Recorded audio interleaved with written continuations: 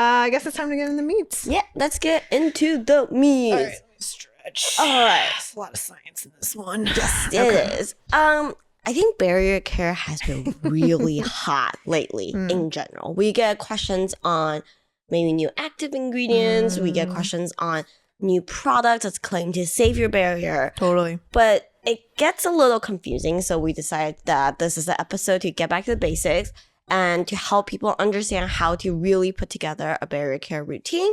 We are going to zoom in a little bit on the biology of your barrier. You know, I have to say, I think it's like hot, but then you do the initial research and you're like, that's boring.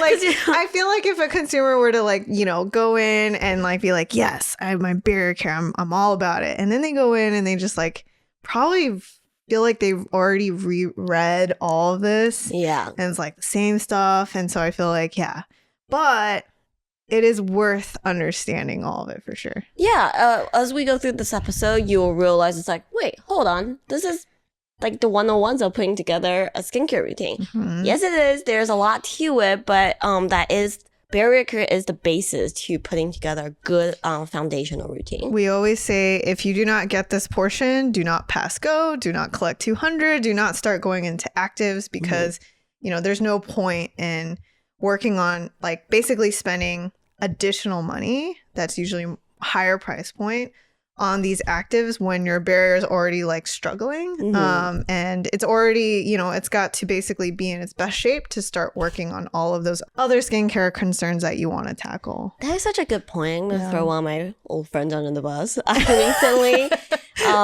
got a question from her. She was like, oh my God, you know, like we're at an age now where we're starting to see more hyperpigmentation come up.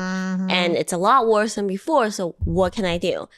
And I've known this girl for a long time. I know her. I was like, do you moisturize? She's like, no. Like, do you use sunscreen? No. I'm like, so you want a serum? We try so hard. Yeah, that's going to cure your hyperpigmentation. She's like, yeah. I'm like, okay, here's a moisturizer. Here's a sunscreen that I think is pretty good.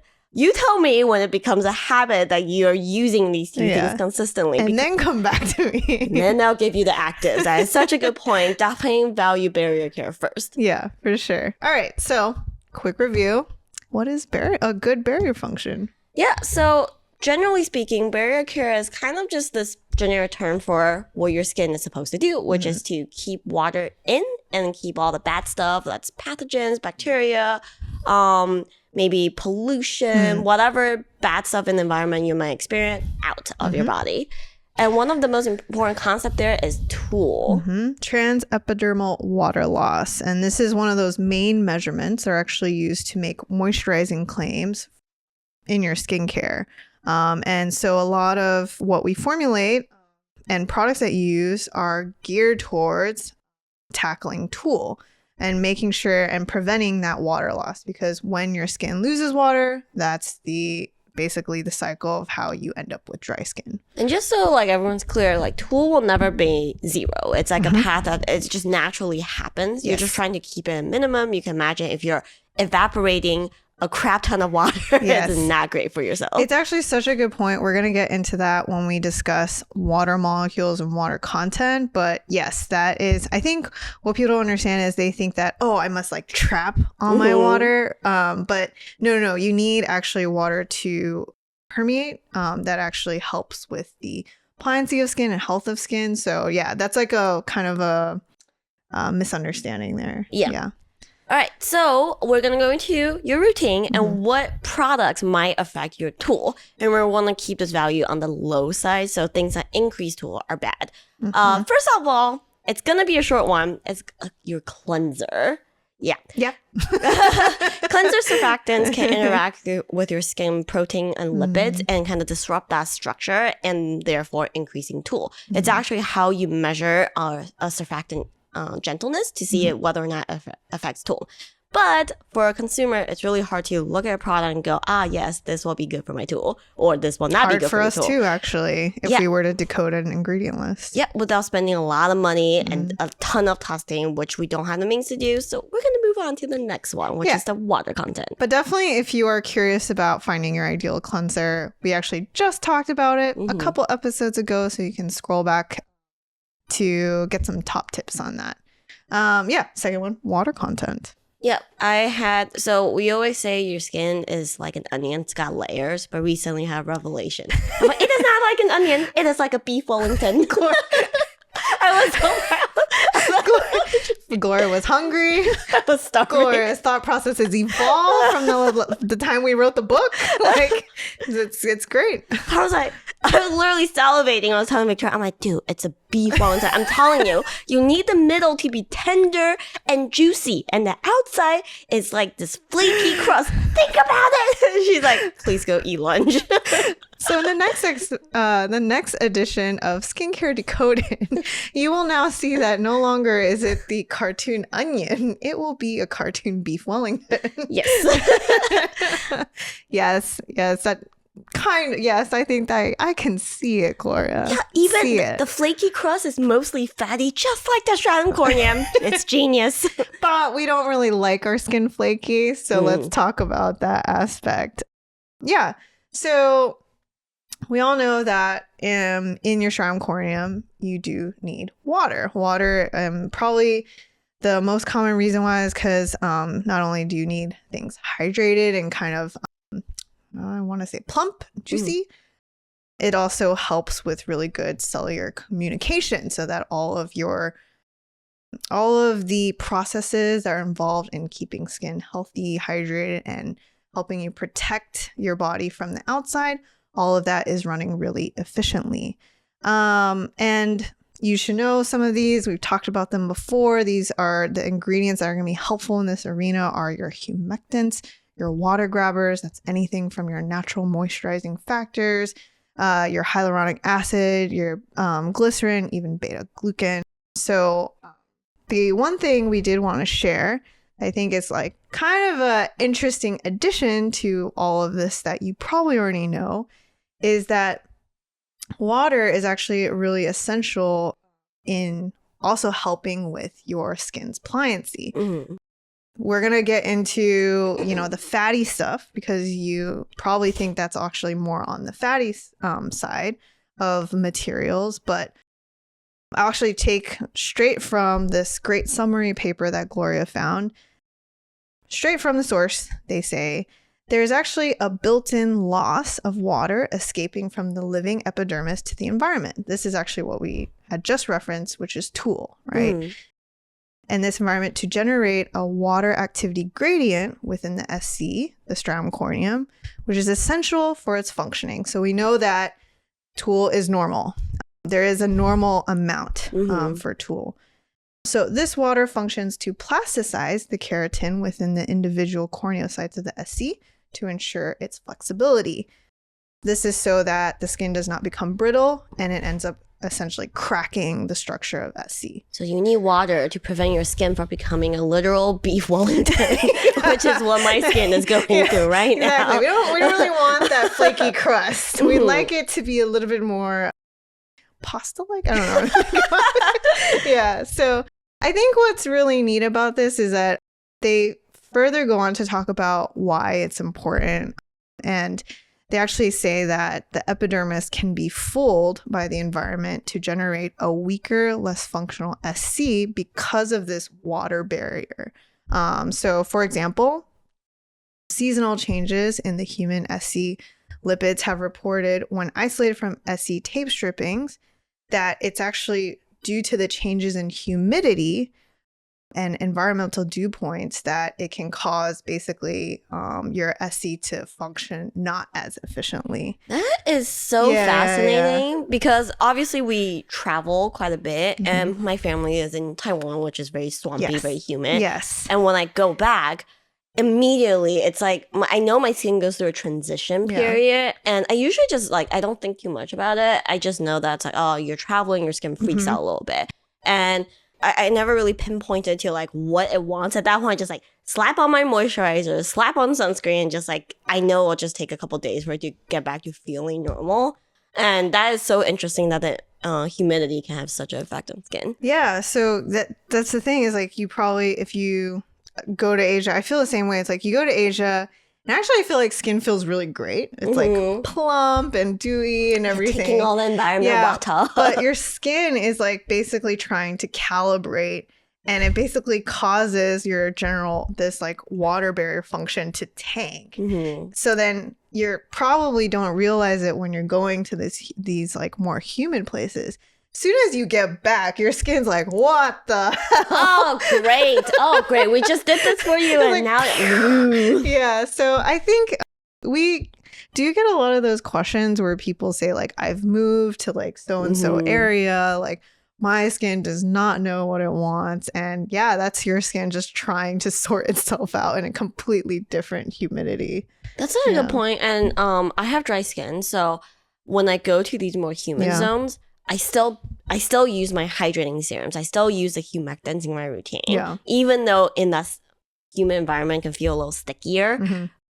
To me, if I go without it, I can definitely feel a difference. Yeah, totally. So that's the water portion, which I feel like hopefully that's something to really help promote like how humectants can be really helpful. But we all know it is not the only component we need. We also need occlusives. Yes, especially for dry skin individuals, your skin is like not the best at sealing in moisture. Yeah. So to help everything function normally and to help it do its job a little better, you need occlusives. So things like butters, petrolatum, a little heavier stuff. It doesn't necessarily mean you have to go as heavy as me, like using a full balm where it's like 90% occlusive. You can just think most moisturizers will have some level of occlusives in there just to help seal in that moisture you apply on your face. Totally. Yeah. So just review what affects your tool. It's cleansers, water components, your occlusives. Yep. So those would be the 3 categories to look at. In terms of biology, let's actually dive into the stratum corneum structure. Yeah. So this is a hotly debated topic on the interwebs. Yes. You will hear that. So to backtrack a little bit, the beef Wellington, the beef part of it is, I'm thinking of it as your dermis. This is your blood vessels. Well, it's really like a beef Wellington, where your water reservoir. And bloody. And the pastry portion is your entire epidermis. And the outermost crust is your stratum corneum. That yellow crisp outside. I'm so hungry. So that outside is your SC, and your skin is constantly turning over and it's moving on, and your old skin goes up to the outer layer and sheds. And this structure is very, very important to it. And stratum corneum is made of mostly fatty substances that we've already talked about. And the fatty substances are your cholesterols, your ceramides, and your fatty acids. And you will hear all the time on the internet, it's like, as you age, your skin's like lipid content kind of goes down, especially your ceramides. It's true. I think we read some depressing stat recently. It's like, in their 20s. Yeah. I was like, oh, so that happens what? Like in your 30s? Like when your collagen goes down, they're like, oh no, in your 20s. I'm like, oh no! So it's not your imagination. As you age, your skin does tend to become a little drier. And this is partially why. And there's a lot of debate out there about how you should go about replenishing these lipids. You might hear about the 211, the 422, the 242. And it's all about like these concepts like you need to replenish your skin barrier fat in the specific ratio between cholesterol, ceramides, and fatty acids. You need math. Yes, you need math. It's like this like 3D chess thing, 4D chess thing. You're missing out if you don't use math in your moisturizer. Yeah. We get a lot of questions about that. They're like, oh my God, I am very conscious about having cholesterol, ceramides, and fatty acids in my routine, but I think I've been doing it all wrong. I have not been using like the 242 or the 211 or whatever ratio people are touting. We're here to tell you to take a breather. There might be some basis in having certain ratios be more helpful, but it's a lot more complex than that. And the ratio is not something that we would say you need to focus on too much. Or like completely, it hasn't been decided. Yeah. And it's not like that strategic ratio. I would say it's almost like a really, really, really tiny cherry on top. Yeah. But it doesn't like make or break, your skincare routine and your chances of having like a healthy skincare barrier. Yeah. Or skin barrier, sorry, skincare barrier. And to highlight how complex this problem really is and why the ratio debate is kind of just, like Victoria said, just such a thin slice of this whole pie, is I found this paper done on people with normal skin, people with psoriasis, and people with atopic dermatitis. Yeah, very cool. So normal skin versus skin barrier issues. They did a tape stripping study and they kind of looked at different constituents of their skin. More specifically, the different types of ceramides. Just threw a wrench in there. There's not just one type of ceramides. There's a ton of different ceramides in your skin. And you'll see from these charts that there are some tendencies there. So people with normal skin, and we're not talking about absolute content of ceramides, we're talking about ratios. You see that they tend to have higher ceramide MPs. And MPs are your ceramide 3, your slightly smaller ceramides. And there's a lot of complexity there because they looked at stuff like, MP to NS, NH to NS, MP to AS. And if you're wondering with all the alphabet letters how to even decipher, it's really more think about there are different types in different quantities in different areas. But in this sense, the way we formulators would think about it more is the size of the ceramide. And it also complicates things because like smaller will help penetrate the skin a little better versus the big fat ones. So that's why, you know, we really look at it. Think of it more as like the smaller molecules versus the bigger ceramides, I think would be the easiest way. Yep. And the whole point of this chart is just to highlight that the ceramide debate doesn't even highlight the different ceramides that you can use in these ratios. That's a really good point. So that's why it's kind of like, oh, okay, like, yes, the ratios can be a factor, but what ceramide are you even using? So it's kind of like, this is a complex problem. Yeah. And the approach we take is actually a very simple one. We're going to skip the how, why, the mechanics, and jump to clinical evidence of what is helpful. Yeah, and I think I just want to explain, like simplify like what you said even more is like the ratios Gloria was talking about previously, the 211, the 242, you know, all of that. That actually is the ratio of ceramides, cholesterol, and fatty acids. That's not, and what Gloria has done is made it even more granular. It's like, okay, you guys are all debating that, but we don't even know from a ceramide standpoint, that one section of the 3, do we even understand what ceramide we really need that would make an impact in helping our skin barrier? So that's why, you know, when we hear that, I think also what's fascinating is when we first got wind of like the debates that were happening out there, people were quite defensive. Oh yeah, people are like, my ratio, the best ratio. But you know, I realize it's because a lot of those products that tout their ratios are really expensive. So I think I'd probably be defensive too.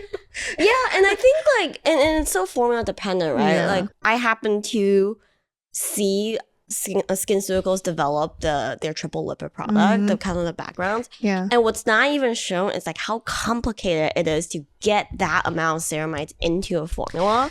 Oh yeah. And then testing it, and then using the right, figuring out like, oh, okay, this ceramide's having a lot of issues. Do we go to a different ceramide?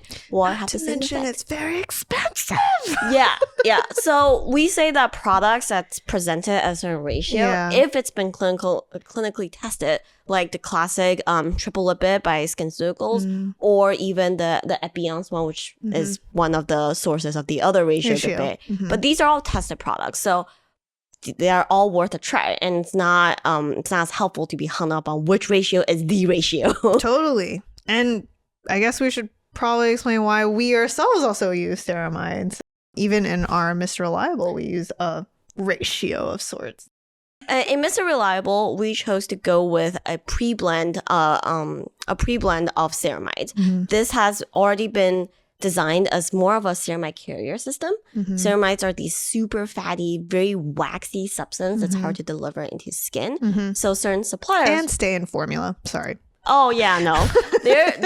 There are batches that we made where we'll heat it up to like 90 degrees and watch pellets swirl. I also love when, and this is just like a fun side story, sometimes we'll talk to suppliers about ceramides and tell them how much we're looking to pummel into our formula and be like, yeah.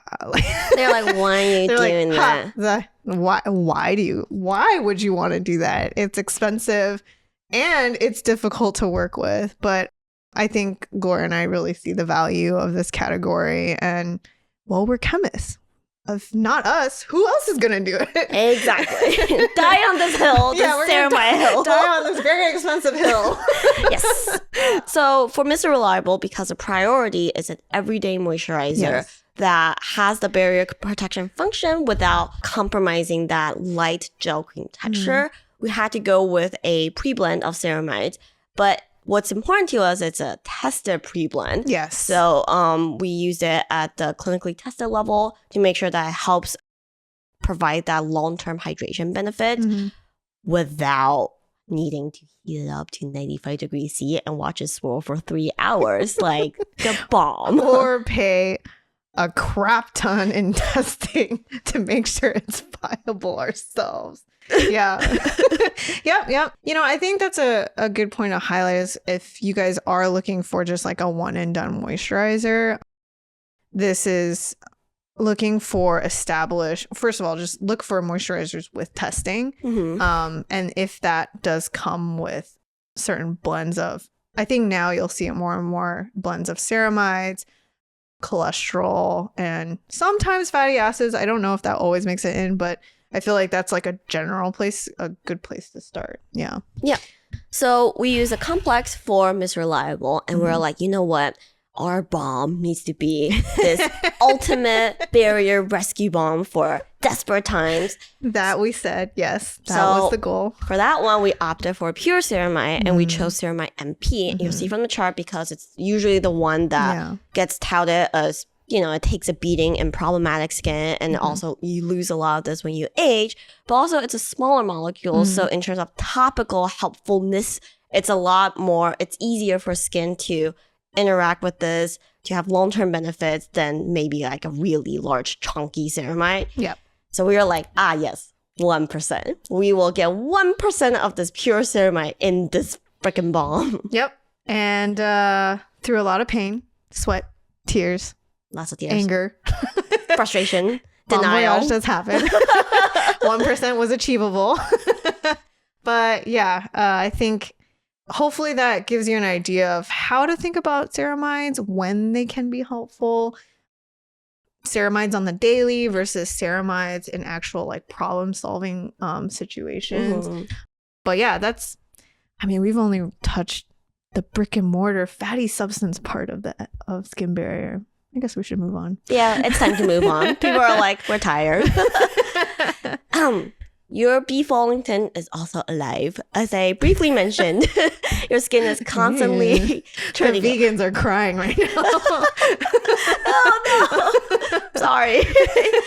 But yeah, your skin is constantly shedding. The water content that we touch on is one of the first points is what helps that process function correctly.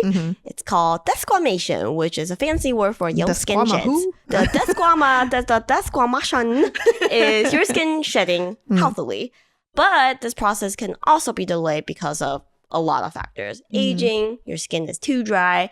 And I'm just going to quote a study I found that says, delayed desquamation is the accumulation of corneocytes, your skin cells, on the surface of the stratum corneum that leads to ultimately to the I did not write this. Their words on it.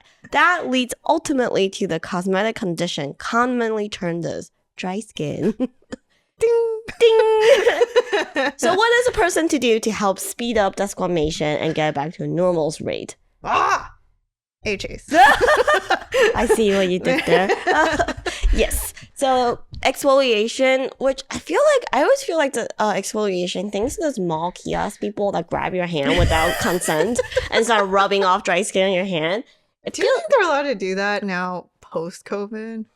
I hope not. I felt like it was borderline not okay pre-COVID. Yeah. But because of that, I always think like the exfoliation feels like one of those things that almost feels a little hokey. Totally. But I will say it is a very important, essential part of skincare. Yes. I think it's also because like when you think of the clays and the scrubs and the sea salt and all of that. It just makes it just like kind of belittles the category, even though mechanical exfoliation can be helpful here. But yeah, it just like brings it down just a little. Yeah, for sure. We always say like combination of chemical and a gentle physical is the way to go here. And why we also think that exfoliation is that kind of counterintuitive suggestion we have for those with dry skin, because a healthy skin turnover does help keep skin hydrated.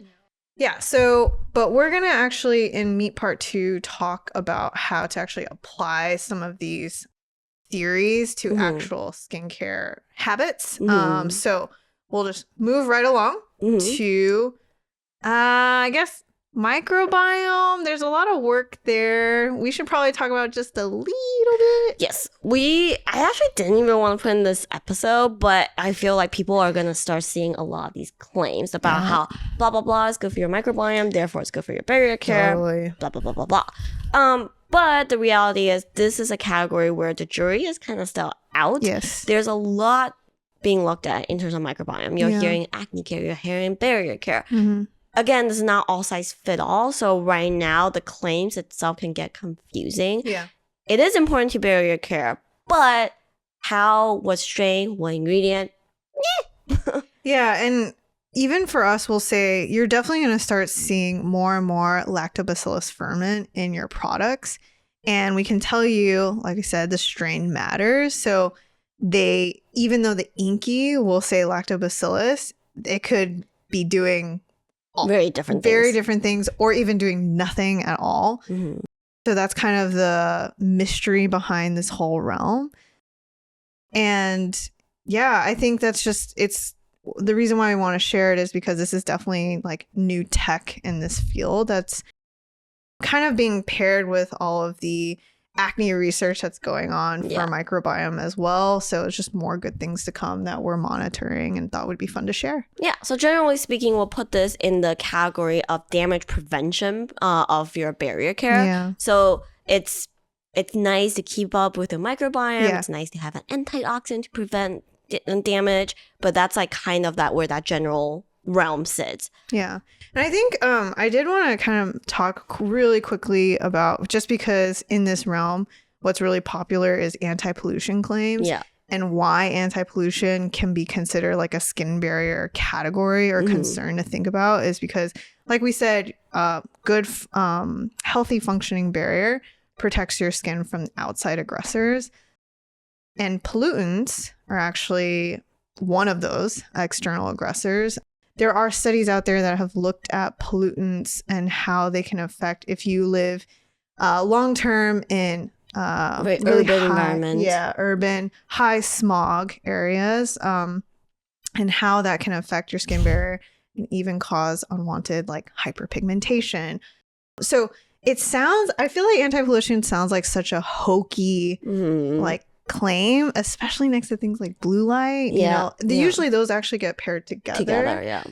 But there is actually merit to wanting to tackle that kind of like anti-pollution aspect, and is why we feel that, why we even, in our formulas make sure that, yes, we are doing everything to promote healthy barrier, but also everything to make sure that your skin stays really calm, soothed, not irritated because of those external factors.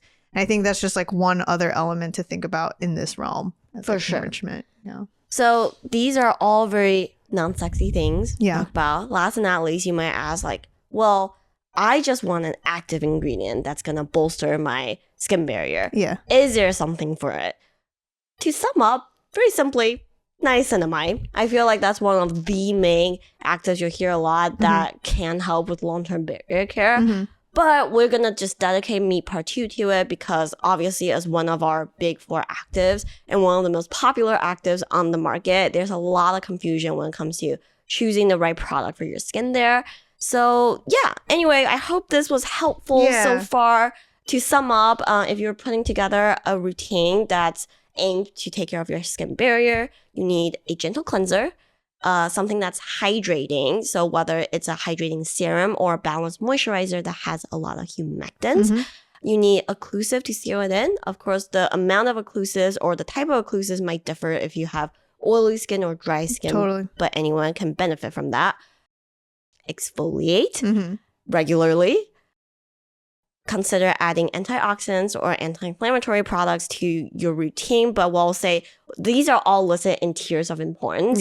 The hydrating and cleansing is definitely at the forefront. Other stuff like antioxidant can be maybe more of a frills thing, and we'll dedicate an episode for that category of products. And last but not least, consider 2 to 5% niacinamide. Yep. And we'll tell you why in the next portion. Oh, Otherwise, yeah.